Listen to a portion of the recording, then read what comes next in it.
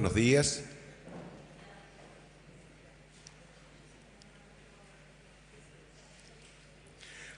Los últimos 2 años, al compás de las movilizaciones estudiantiles, se han producido profundos cuestionamientos a la educación nacional.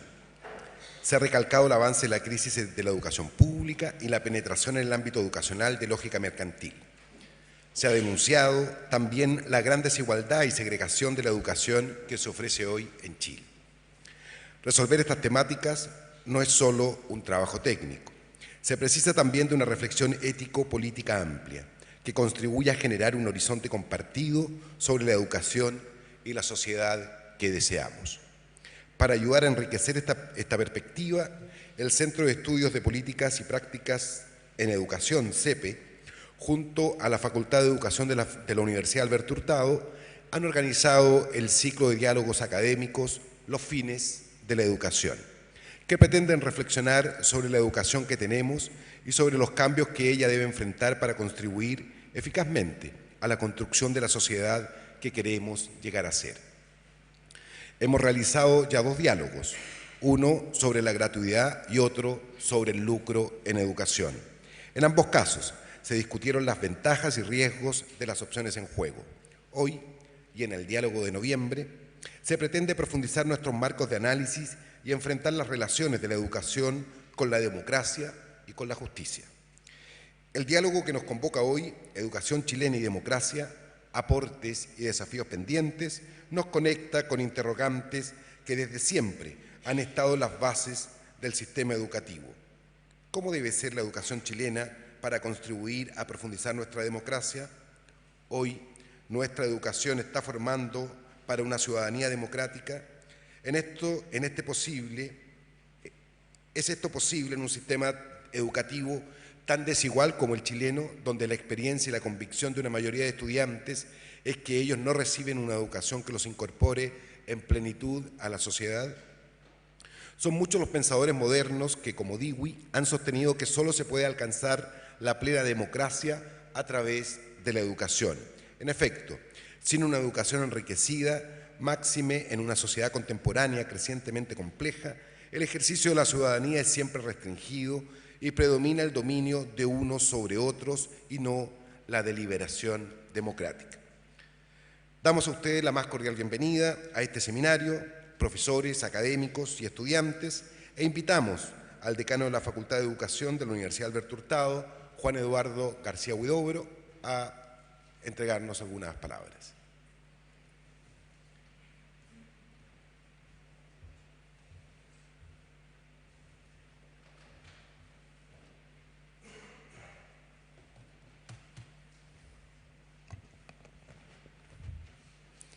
Muy buenos días a todos y todas.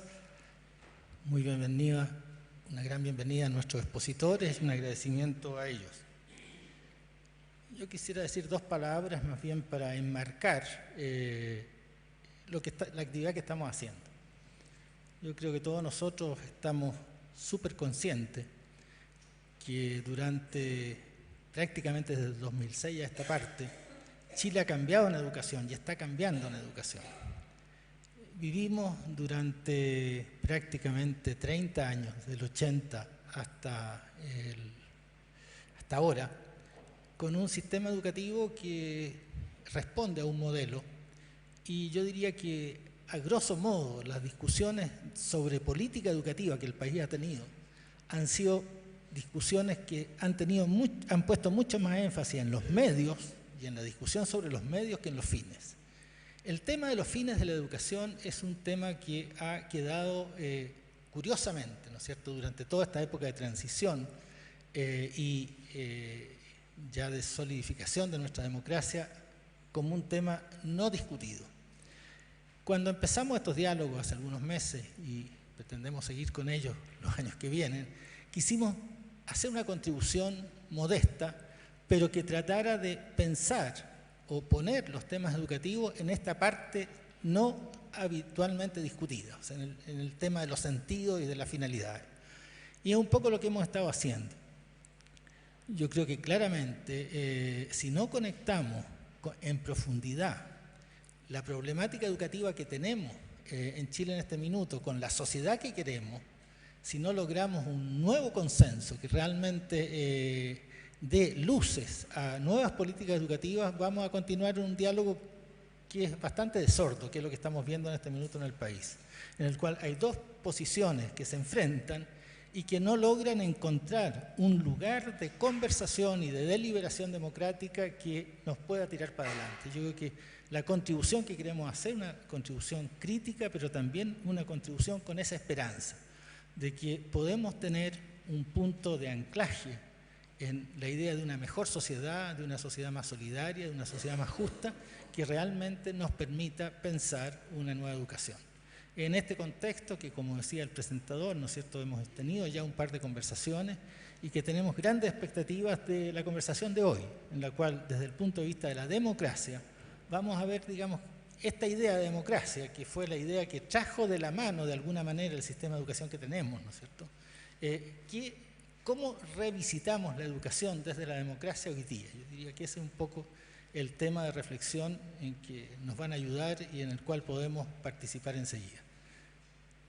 Sin más, yo les pido al presentador, Andrés Bernasconi, y a nuestros invitados que suban a la mesa. Giorgio Carlos.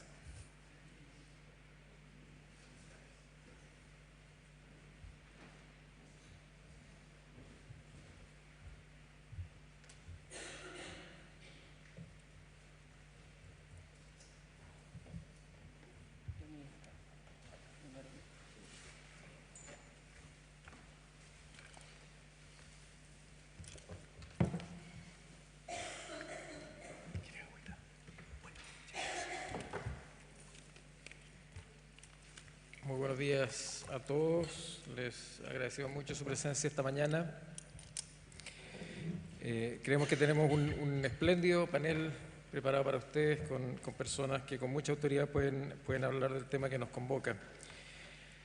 Vamos a hacer un pequeño cambio en el orden de las presentaciones, cambio que se ajusta mejor al contenido de lo que cada uno de los panelistas va a presentar. Vamos entonces a empezar con el profesor Carlos Ruiz, quien es actualmente el director del Departamento de Filosofía de la Universidad de Chile, donde es naturalmente profesor y es también profesor de la Facultad de Derecho de esa misma universidad. El profesor Carlos Ruiz obtuvo su doctorado en la Escuela Práctica de Altos Estudios de París y una de sus obras recientes, más conocidas y premiadas, es el libro El pensamiento conservador en Chile, que escribió en coautoría con Renato Cristi. En segundo lugar va a exponer Giorgio Jackson, próximo a titularse de Ingeniero Civil Industrial, suponemos. Fue presidente, como ustedes saben, de la Federación de Estudiantes de la Universidad Católica de Chile en el periodo 2010-2011 y le correspondió durante ese periodo ser vocero de la Confederación de Estudiantes de Chile. Y finalmente, Carlos Peña, rector de la Universidad Diego Portales, va a hacer su presentación. Carlos Peña es abogado y doctor en filosofía por la Universidad de Chile, donde también es profesor en la Facultad de Derecho. Presidió hace algunos años el Consejo Asesor Presidencial para la Educación Superior y entre sus últimos libros se cuentan El conflicto de las universidades entre lo público y lo privado, editado en conjunto con José Joaquín Brunner, Rawls y la justificación en filosofía política, publicado en México, y el problema de la cohesión social, también publicado en México.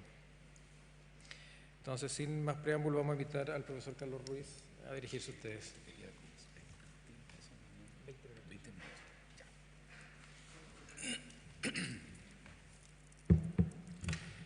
Bueno, buenos días, muchas gracias por la invitación a participar en este debate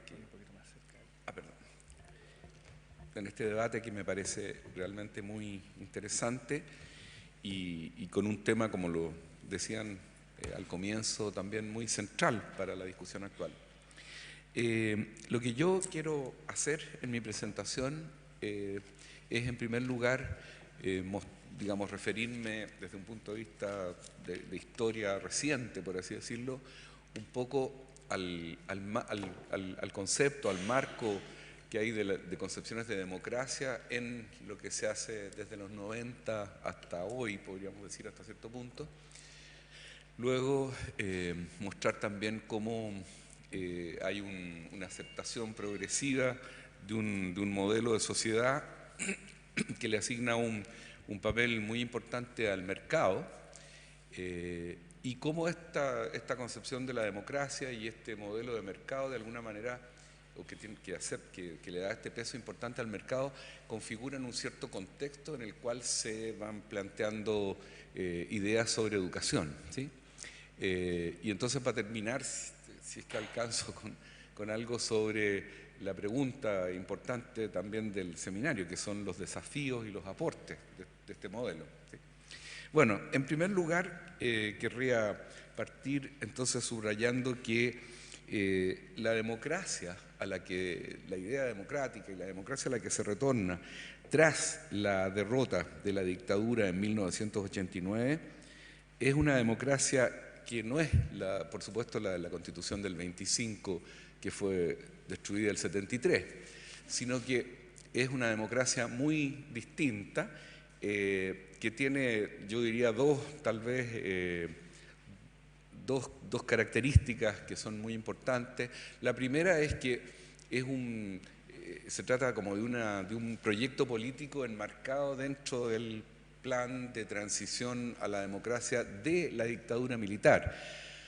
Y entonces, de alguna manera, y eso está en el marco institucional de la democracia a la que se retorna, regida por una constitución apoyada, digamos, que se implementa durante la dictadura, y entonces eso le da al proyecto democrático también esta característica muy global, que es una forma de aproximarse a la democracia en términos de un pensamiento neoliberal.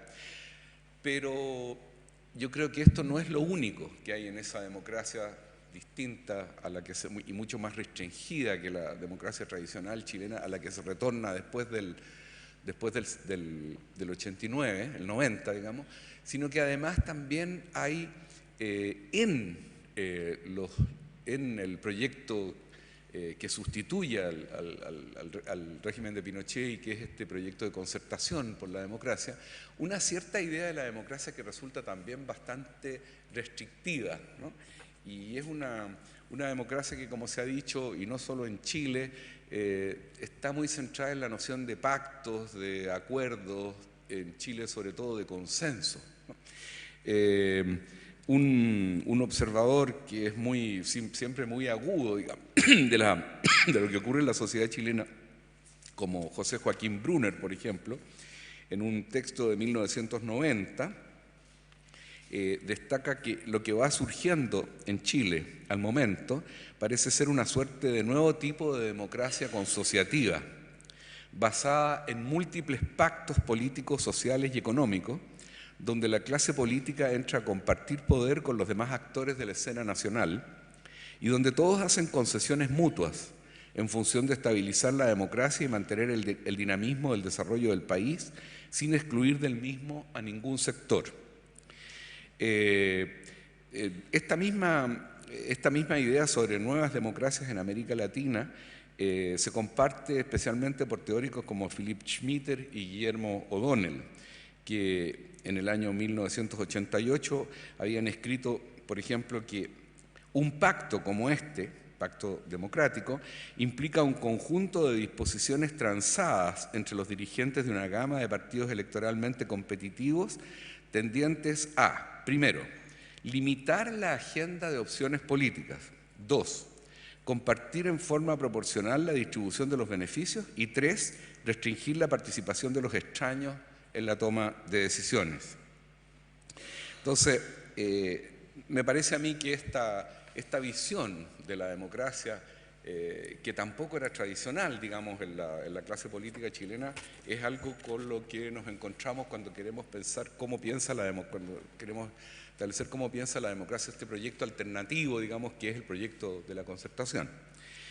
Ahora, hay cambios entonces en la idea de democracia y también hay cambios en lo que se refiere al modelo económico-social, ¿no?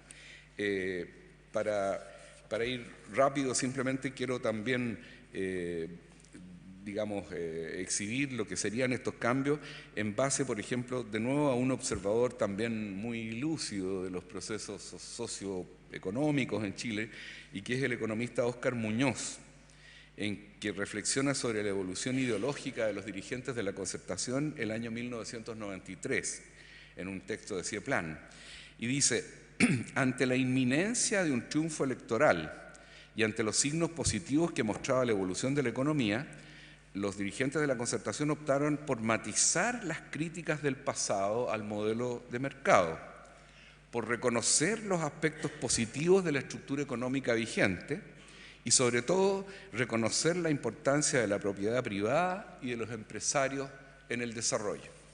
Entonces, lo que tenemos, yo diría, es en este retorno a la democracia, un retorno que está asignado entonces por estos dos o tres elementos, ¿no? Un proyecto democrático que es un proyecto con rasgos muy fuertes neoliberales que se mantiene en el tiempo, y especialmente, por ejemplo, en el caso de la educación, porque una de las leyes de amarre de 1990, la LOCE, es una ley orgánica constitucional que en el marco de la Constitución del 80 es prácticamente imposible cambiar, y que entonces mantiene el marco de instituciones educacionales que se había desarrollado durante la dictadura militar, pero en general el modelo económico está fuertemente protegido. Y por otra parte, entonces, esta visión de la democracia en términos de pactos, de acuerdos, y en el caso de Chile todavía más allá de eso, incluso en términos de consensos sociales, ¿no? Ahora, entonces, como lo decía, me parece que este es el contexto de las ideas sobre educación que se desarrollan en el marco de la transición democrática. Ahora, yendo ahora al tema educacional, me parece que hay algunos documentos en los que se plasman estas ideas y que son resultados en general de comisiones de consenso impulsadas por los gobiernos de la concertación. Uno de ellos, por ejemplo, es Los desafíos de la educación chilena frente al siglo XXI, de 1994. Otro, Una política para el desarrollo de la educación superior en la década de los 90, de 1990. Y luego también informes, por ejemplo, de comités asesores de la presidencia, el año 2008, por ejemplo, el cambio que se hace a la ley, a la LOCE, a la Ley Orgánica Constitucional de Educación, y que termina en la LEGE, o la LGE. Entonces, en estos cambios se va plasmando una cierta concepción de la educación que en el fondo modifica, pero modifica, digamos, fundamentalmente de modo cuantitativo, diría yo, las aproximaciones anteriores a la educación en términos de mercado, que habían sido la gran transformación del régimen militar. Por ejemplo, si uno ve uno de estos documentos, el del año 1994, Los desafíos de la educación chilena frente al siglo XXI, una de las cosas que aquí es importante, tal vez, y esto en general en todos estos documentos es bastante importante mirar un poco en primer lugar el diagnóstico que se hace de la situación educacional, y en segundo lugar las propuestas, ¿no? El diagnóstico de la comisión es interesante porque en realidad aquí se ven desde un punto de vista bastante compartido, digamos, los efectos que han tenido como los 10 años, ¿no? Los 10 primeros años de implementación de este modelo de mercado en educación. Se dice en este diagnóstico, por ejemplo, que en el caso chileno el 30% de los alumnos de la escuela primaria la abandona antes de terminarla. La subvención por alumno en Chile, en lugar de aumentar en estos 10 años, ha disminuido en un 40% entre el 81 y el 90. Las remuneraciones de los profesores en nuestro país son un 25% más bajas que los de países con índices de desarrollo similares. Los resultados en términos de la desigualdad interna al sistema escolar son también desoladores y de acuerdo con los resultados del CIMSE, prueba de medición de conocimientos en la escuela básica, 3 de cada 4 alumnos de la mitad más pobre de la población no entiende lo que lee, a pesar de encontrarse cursando el 4º grado. Esa misma proporción de niños no alcanza ni la mitad de las habilidades elementales de cálculo esperadas en ese grado. El informe consigna, por último, los resultados de una reciente evaluación externa del sistema educacional chileno de organismos como UNESCO, UNICEF, PNUD, Banco Mundial y BID, en donde se puede leer que la precariedad de los recursos es un problema general, a lo que se agrega que sería engañoso, sin embargo, suponer que estas metas de reforma de la educación podrían alcanzarse a corto plazo solo con recursos liberados por los incrementos de eficiencia en el sistema actual. En este sentido, es preciso recordar que la proporción de recursos que Chile dedica a la educación es significativamente más baja que la que dedican otros países de nivel de desarrollo comparable. Ahora, ¿cuáles son entonces las propuestas que se ven en este documento para empezar a resolver por lo menos estos problemas extraordinariamente graves que aquejan a la educación chilena después de los años 80 en adelante, digamos, ¿no? Bueno, en primer lugar, obviamente un aumento muy importante recomiendan de la inversión en la educación ligada a reformas profundas en la gestión del sistema, que incluye un rol cada vez menos significativo del Estado en un sistema cuya base son las subvenciones a la demanda, recomendadas en la década del 50 por Milton Friedman, y, en tercer lugar, un mejoramiento sustantivo de la calidad del sistema. Yo creo que son rasgos que de alguna manera enmarcan lo que va a ser la concepción de la educación durante todos los 20 años más o menos de la concertación, ¿no? Ahora, en este documento sí digamos, sorprende un poco, ¿no?, que uno de los temas centrales, tal vez una de las prioridades más grandes de lo que se propone, tiene que ver con la idea de que la educación puede ser una contribución, puede representar una contribución esencial, sobre todo a superar la extrema pobreza que aqueja todavía a la sociedad chilena en un porcentaje muy importante. Pero, y en general, digamos, se ve entonces en la educación y en el sistema educacional algo que puede contribuir a eliminar la desigualdad y a no continuar con la reproducción de la desigualdad que tantos sociólogos han denunciado en el caso de los sistemas escolares modernos. Ahora, claro, la idea de que la educación pueda ser ese factor y que en definitiva se logre armar una sociedad basada en la idea de ventajas competitivas que vendrían precisamente del capital humano, podríamos decir, incorporado a través de la educación, es una idea bastante discutible, porque uno podría decir al revés, ¿no?, que los sistemas educacionales no son demasiado, por lo menos por lo que se ha escrito en la literatura sociológica desde hace muchos años, no son demasiado adecuados para introducir un menor grado de reproducción de las desigualdades de la sociedad. Se necesita también paralelamente reproducir las desigualdades de la sociedad para hacer que el sistema educacional contribuya de una manera más adecuada, digamos, a replantear una sociedad de bases más igualitarias. Entonces, esto de poner a la educación como factor clave para la superación de la pobreza, yo creo que es algo que no tiene sustento en ningún estudio, digamos, sino que se insiste en que la relación es más bien inversa, ¿no? Ahora, eso entonces respecto de uno de estos documentos como es los desafíos. Ahora, en lo que se refiere al rol del Estado y del mercado, ¿no?, como ya dije en algunas de las ideas que se proponen aquí, un tema muy central, que es el tema del aporte estatal basado en subvenciones a la demanda, se mantiene, ¿no? Que esto es algo de las leyes de los fines de los 70 y el 80 de la dictadura militar, y esto se mantiene y se defiende de alguna manera en estas comisiones, ¿no? Por ejemplo, y esto tiene que ver también con el rol del Estado. El Estado, uno tiene la impresión, es pensado en definitiva por estos informes desde la perspectiva, sigue siéndolo, desde la perspectiva del principio de subsidiariedad. En el documento que comentamos, el Estado y su papel aparecen, por ejemplo, subordinados a la libertad de enseñanza, concebida de una manera muy similar a la que aparece en los textos educacionales del régimen militar. Los padres, dice por ejemplo el documento, tienen el derecho preferente y el deber de educar a sus hijos y a escoger un establecimiento de enseñanza para su educación. Existe libertad para abrir, organizar y mantener establecimientos y definir su proyecto educativo. El Estado reconoce y garantiza la libertad de los establecimientos para desarrollar sus actividades conforme a la Constitución política y a las leyes. En general, entonces, en el tema del financiamiento se insiste en una visión que es también de continuidad con lo que había propuesto el régimen militar.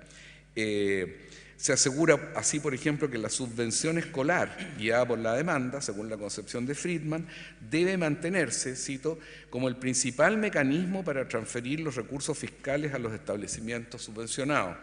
La subvención favorece un uso adecuado de esos recursos al premiar la gestión eficiente y castigar o corregir la conducción inadecuada. Incentiva la competencia entre las escuelas para atraer y retener estudiantes y transfiere recursos a través de reglas transparentes y objetivas, ¿no? Bien, voy a, entonces, para ir concluyendo, voy a citar algunas evaluaciones, ¿no?, de este sistema educacional que se implementa durante la dictadura y que se mantiene y se continúa durante la... Ahora, se dispone de varias evaluaciones sistemáticas de lo que han significado muchas de estas transformaciones en la educación, y una de ellas es, por ejemplo, un documento de la OSD del año 2004, en donde se dice que, comillas, la educación chilena está influenciada por una ideología que da una importancia indebida a los mecanismos de mercado para mejorar la enseñanza y el aprendizaje. Argumenta que si bien para muchos una mejora educacional guiada por el consumidor es la manera más democrática de llevar adelante los cambios, hay poca evidencia de que, a excepción de los países con buena educación, tal sistema de supervisión funcione y aún entonces se observa lleno de falencias. Sostiene además el informe de la OSD que hasta ahora no hay investigación que muestre que el sistema de evaluación del desempeño de establecimientos educacionales subvencionados, que funciona con incentivos económicos para los docentes, produzca mejoras consistentes y sostenidas en el rendimiento de los estudiantes. El Ministerio debe producir evidencia sólida para confiar en este tipo de incentivos del mercado y para producir mejoramiento escolar.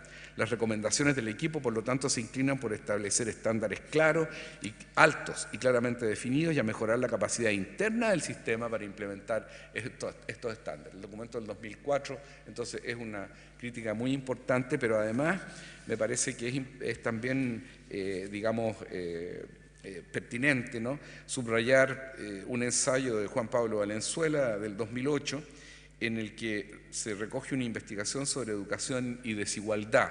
Los resultados previos, dice, informan de una alta segregación socioeconómica entre los estudiantes chilenos. En términos internacionales y en una comparación entre 57 países, el sistema escolar chileno presentaba en 2006, junto a Tailandia, las situaciones más extremas de segregación, tanto para los estudiantes de menor nivel socioeconómico como entre los estudiantes de mayor nivel.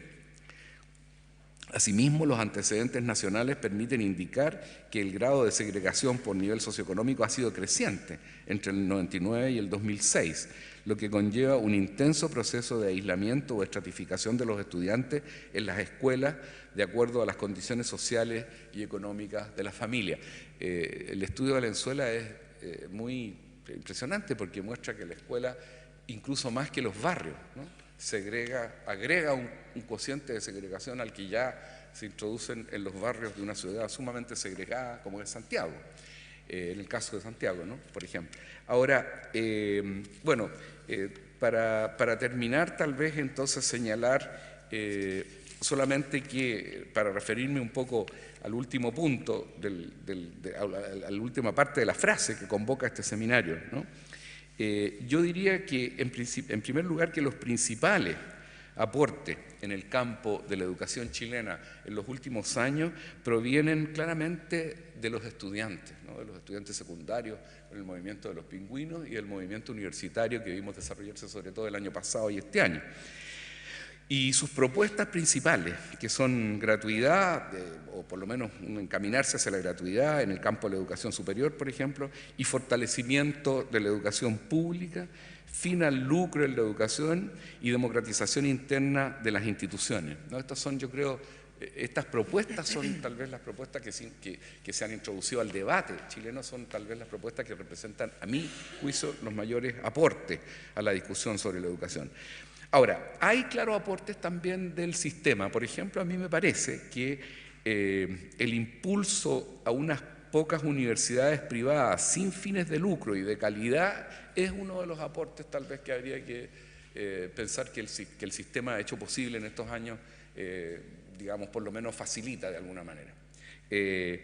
También, y se señala, los aumentos en cobertura en el caso de la educación superior, por ejemplo, que son también impresionantes.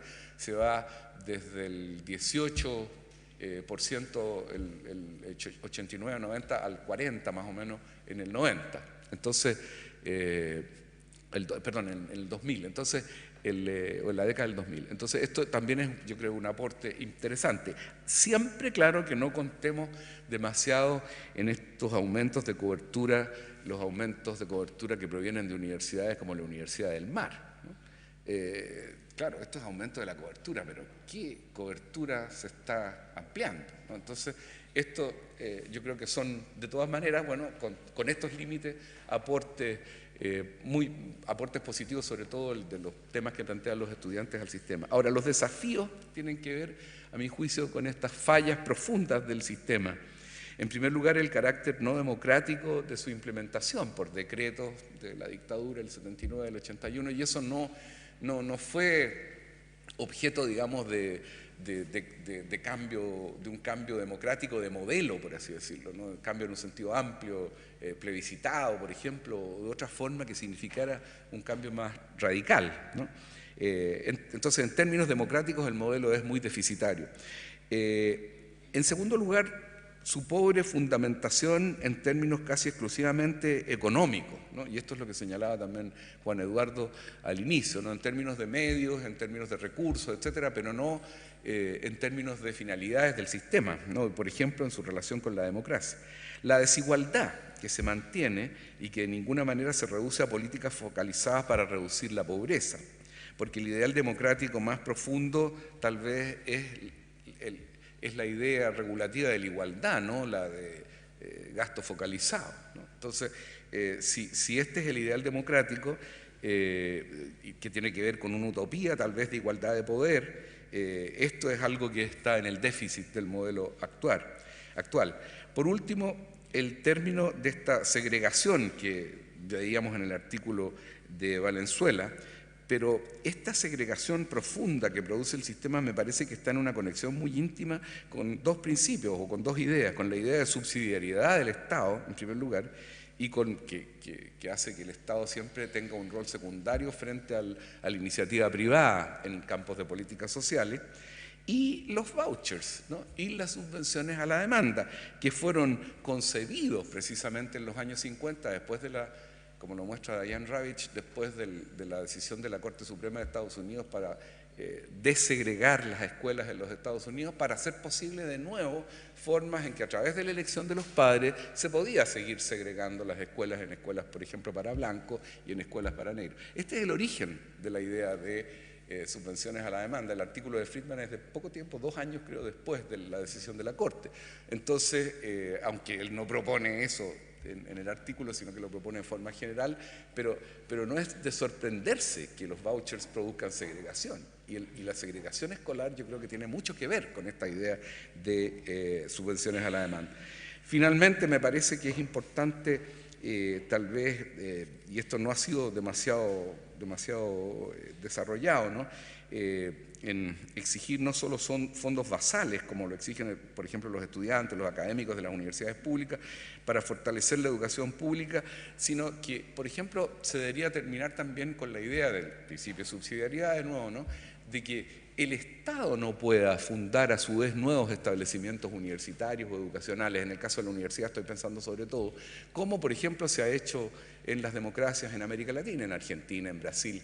En estos 10 años últimos se han fundado alrededor de 5 a 10 universidades estatales nuevas entre Argentina y Brasil. Eso está impedido aquí por una especie de supuesto totalmente, digamos, sin confirmación, ¿no? de que el Estado y que el trabajo del Estado en educación es algo necesariamente negativo.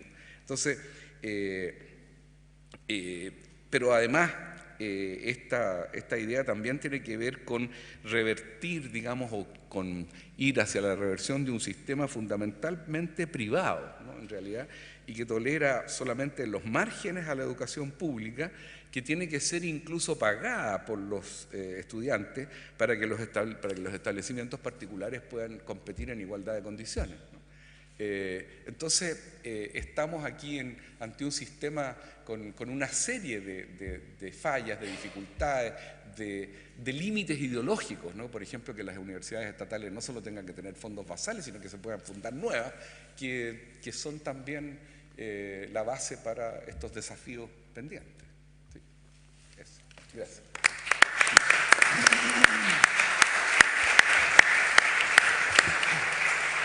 Agradecemos al profesor Carlos Ruiz por su presentación.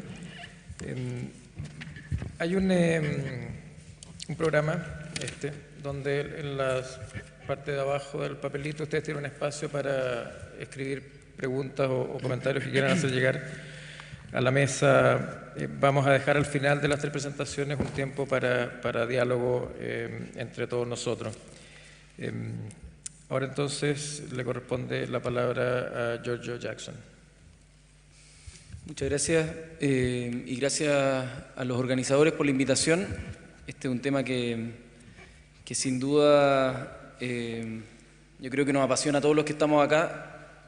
Muchos de ustedes probablemente han dedicado la vida en la academia, en lo político, a este tema.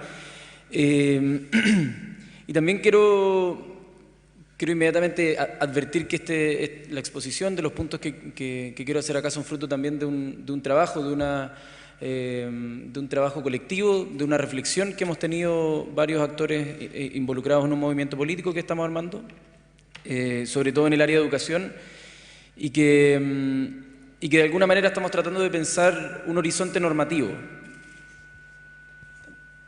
¿Está bien? ¿Me pongo más lejos? Estamos tratando de ver, a partir del diagnóstico que se hace el año pasado, a partir de las desigualdades que todos vemos, de los problemas estructurales que mencionó Carlos, y de la historia política y social que ha venido tras estos cambios que se hicieron en educación, y la mantención de un sistema o modelo, como se le quiera llamar. Hoy día nosotros creemos que es fundamental tener una discusión sobre el horizonte normativo, sobre cómo debiese ser un sistema educativo y de ahí empezar a avanzar, pero no estar en la permanente y constante disputa de qué es lo posible lograr para el próximo año, porque de esa manera nunca vamos a poder cuestionar los cimientos que fundan nuestro sistema educativo. Y en ese sentido, lo que es importante, y también teníamos una cita del profesor acá que tiene que ver sobre no solo discutir los medios, sino que también discutir los fines, que lo dijo también al comienzo, porque los fines parecen estar dados, parecen estar preestablecidos, como una mantención del actual orden social y económico. Eso, una cita textual ahí de un texto del profesor. Y la pregunta inicial que nos hacemos es ¿por qué el Estado, por qué la sociedad debiese garantizar el derecho a la educación? ¿Por qué? Eso es algo que no debiese ser trivial y debiese ser una pregunta que nos hagamos inicialmente para ir construyendo esa respuesta. Y ahí pueden nacer muchas alternativas. Uno, para potenciar las capacidades que tenemos cada uno, quizás una visión más desde el sector productivo. Es importante que cada uno desarrolle intelectualmente sus capacidades, que pueda desarrollar sus potencialidades quizás manuales, y así podamos tener gente capaz, competente y que pueda, no sé, involucrarse a una sociedad de mercado internacional y que podamos tener comercio, etcétera. Eso podría ser un aporte. Para construir una sociedad en la que nos podamos mirar de frente y no sentir vergüenza y digamos, mira, los dos hemos tenido las mismas oportunidades. Eso también podría ser el por qué el Estado debiese intrometerse en esta materia como educación y por qué debiese ser establecida como un derecho. Y ahí poner énfasis en que nosotros creemos que hoy día no está el foco ahí, en que nosotros podamos mirarnos de frente y decir, mira, independiente de dónde vengamos, nosotros estamos accediendo a un sistema que proponga igualdad de oportunidades. Tercer tema que podría ser un incentivo o una motivación para que como sociedad podamos poner la educación como un derecho y como algo deseable, vendría a ser el que queremos convivir, no solamente educarnos y producir, como ya está medio naturalizado, sino también convivir. Convivir en un espacio democrático que vemos que hoy día no podemos discutir, no podemos ver las diferencias, cada diferencia se atormenta y se anuncia como un potencial conflicto. Entonces también es interesante analizar la educación como una manera de inculcar el valor de la diferencia, el valor de la diversidad y el valor de la resolución o de liberación de aquellas diferencias que puedan derivar en potenciales conflictos. En resumen, podría decirse que es importante el que sea garantizado por el Estado la educación, o que el Estado se preocupe para preparar ciudadanos tanto para el trabajo como para la convivencia social en una sociedad democrática y justa. Y ahí la pregunta que a nosotros se nos hizo de cajón es, bueno, el mercado, o actualmente como está el sistema, ¿logra satisfacer esos objetivos? ¿Logra el mercado tener los incentivos de alguna manera para generar mejores ciudadanos, para que haya mejor resolución de conflictos? Y nosotros empezamos a ver que el sistema, en el fondo, no debiese estar solamente centrado en un individuo, sino en un ciudadano. Nosotros hoy creemos que el que inmediatamente el individuo sea el que tenga un test personalizado, el que el individuo sea el que tenga que pagar su educación que va a rentabilizar en futuro, el que el individuo tenga que sacarse mejor nota que el de al lado para poder recibir estatus o una recompensa como zanahoria, van generando no solo competencia, sino también individualismo. Van generando a nivel más macro colegios que estén orientados a segregar y a seleccionar a los mejores colegios, incluso los colegios públicos, van también haciendo que las mismas carreras, las mismas materias se vayan orientando a lo que está esperando el mercado laboral y no estamos, no sé, fomentando las artes, la cultura, porque probablemente parezcan no rentables. Y finalmente, y aquí también una reflexión que hizo el profesor Fernando Atria, la democracia se va transformando en un mercado, donde no valoramos que hayan opciones distintas, no valoramos las diferencias, sino que todo se trata de una transacción, de un negocio. No lo digo negocio como ganar plata, sino negocio como que nosotros nos tenemos que poner de acuerdo como si fuera un contrato en la democracia, y los consensos están tan sobrevalorados, por sobre la deliberación de diferencia, que al final es como si es que nosotros nos pusiéramos de acuerdo en qué es lo mejor para los dos, y no poner tesis políticas, tesis de sociedad distintas desde las cuales se pueda deliberar.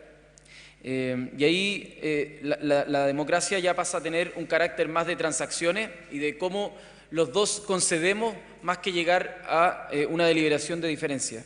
Y quiero hacer harto énfasis en cómo hemos perdido la capacidad de mirar diferencias, tolerarlas y poder respetarlas, como decía el profesor Maturana en un programa que lo cortaron cuando empezó a hablar de eso.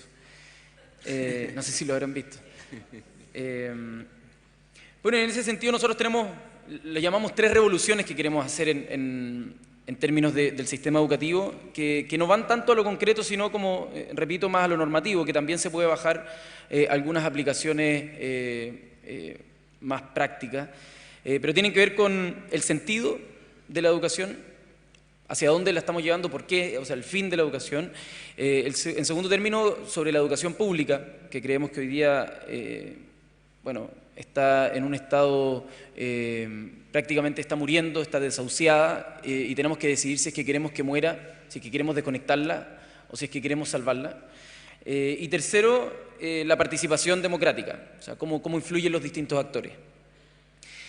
Y en el primer punto, en el sentido de la educación, nosotros definimos inmediatamente que es un bien público, y ahí como sin hacer matices, porque si bien uno de ese bien público después va a poder obtener no sé, un sueldo, va a poder obtener un trabajo, nosotros no consideramos que eso implique que la educación deba ser concebida como un individuo, sino como una construcción que tenga como objetivo y como fin el crear una sociedad que vaya acumulando no solo conocimiento, acumulando destrezas, sino también acumulando convivencia, acumulando experiencias de encuentro.